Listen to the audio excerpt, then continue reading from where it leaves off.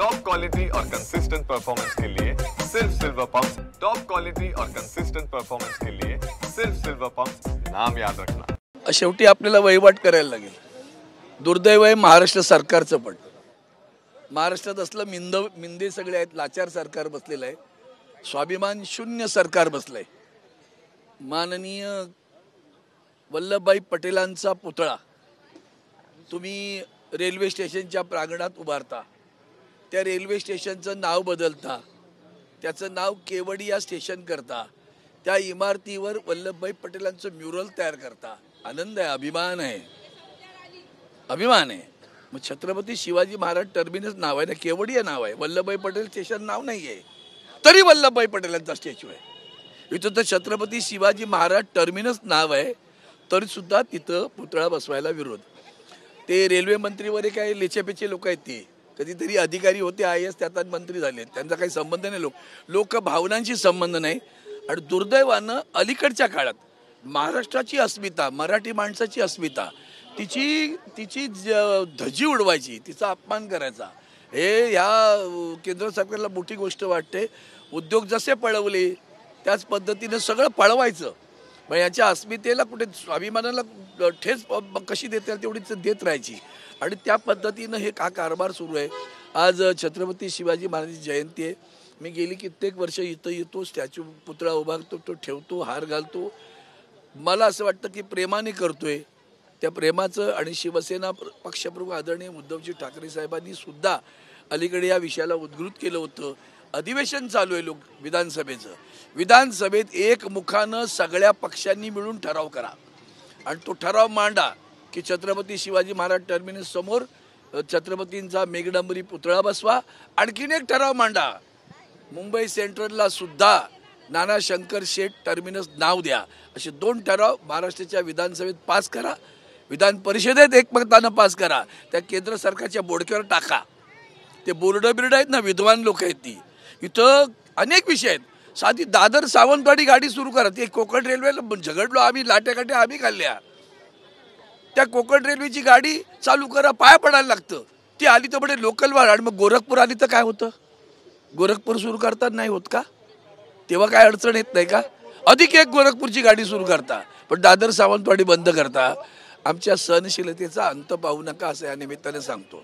आज जयंती आहे, त्यांचा तव शौर्याचा एकच अंश दे, तव धैर्याचा एकच अंश दे, असा एक अंश घेऊन आम्ही उभे आहोत।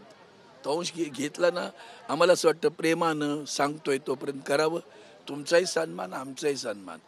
नपेक्षा साहेब असे म्हणायचे की नमस्कार करून काम करावं, नाही नमस्कार झाला तर चमत्कार करावा, शिवसेनेला चमत्कार करायला लावू नका, एवढीच आमची विनंती। भाई, अफजल खानाच्या संदर्भात आज राज्यभरात तीव्र आंदोलन, कसल्या औरंगजेबाची जी कबर आहे, एक सांगू का तुम्हाला, या भारतीय जनता पार्टीला दुसरा धंदा नाही, सगळं अपयश झाकायचं असेल, आता ते कोकाटे विषय आहे, ते बुट्टा एक आहे, ते विद्वान त्याचा एक विषय आहे, भ्रष्टाचाराचे विषय आहेत, अनेक विषय आहेत, मग त्या विषयावरनं तुम्ही सगळी माध्यमांचा सुद्धा गैरवापर होतोय, याचा जरा अंतर्मुख होऊन विचार करा बरं का। अधिवेशन किंवा बघा तुम्ही जाडी, काय गरज होती का अबोधबिन स्टेटमेंट द्यायची, असा विचार करा शेटभर, काय होतं, काय विषय होता का, काय आला स्टेटमेंट का दिली गेली, कुणाच्या सांगण्यावरनं दिली। 2-3 लोक आहेत बरं, दिल्लीत पण आहेत, ते त्यांच्या सांगण्यावर करतात आणि संबंध डायव्हर्ट करायचं, बरोबर मन विचलित करण्याचा कारभार आहे। औरंगजेबाचं थडगं ते दिसलं पाहिजे लोकांना, इथे गाडला गेला म्हणून, अशा मताचा मी आहे। पक्षाची भूमिका मी मांडत नाही, मला असं वाटतं, नाही तर इतिहास कसा काढणार, तुम्ही उचगरून टाकलं, अरे इतिहास गाडला त्याला, तारा राणी, संताजी, धनाजी, छत्रपती शिवरायांची सगळे त्या संस्कारात नाही उभी राहिलेले मावळे आहेत, त्याला इथं जिंकता नाही आलं बरं का, हे लक्षात घ्या, त्याला महाराष्ट्र जिंकता आला नाही, तो इथं गाडला गेला। आता म्हणून जाऊ द्या, त्याच्यापेक्षा माझं महत्त्वाचं, गेला औरंगजेब खड्ड्यात, का त्या विषयावर एवढा करताय, शेतकरी आत्महत्या करतायत ते महत्त्वाचं नाही वाटत तुम्हाला? काल त्या कैलास नागरेने आत्महत्या केली पाण्यासाठी, बुलढाण्यातल्या शेतकऱ्यांनी, काल शिक्षकांनी आत्महत्या केली आहे का, त्याची लाज नाही? मग असे विषय असतील तर हे असलं काहीतरी काढायचं, काय त्याच्यामुळे काय तुमच्या रोजीरोटीवर परिणाम होतो का? नाही ना, जगण्याचा सध्या अडचण आहे, ते जगण्याचे विषय सोडायचे, आणि समाजामध्ये धर्मामध्ये लढाई लावून वितुष्ट निर्माण करणं एवढंच भाजपचं काम करायचं. त्या अशाच आग लावायची आणि त्याच्यावर आपली पोळी भाकरायची. मला उद्धवजींचं एक वाक्य फार सुंदर वाटतं, ते आयुष्यावर कोरलं गेलं पाहिजे. घरं जाळणं सोपं आहे, चूल पेटवणं कठीण आहे.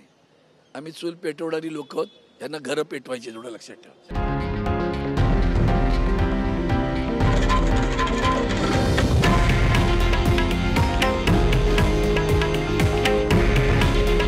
हे आहे देशातील नंबर 1 न्यूज नेटवर्क आणि आपण पाहत आहात TV9 मराठी. काळजी तुमची, हित महाराष्ट्राचं.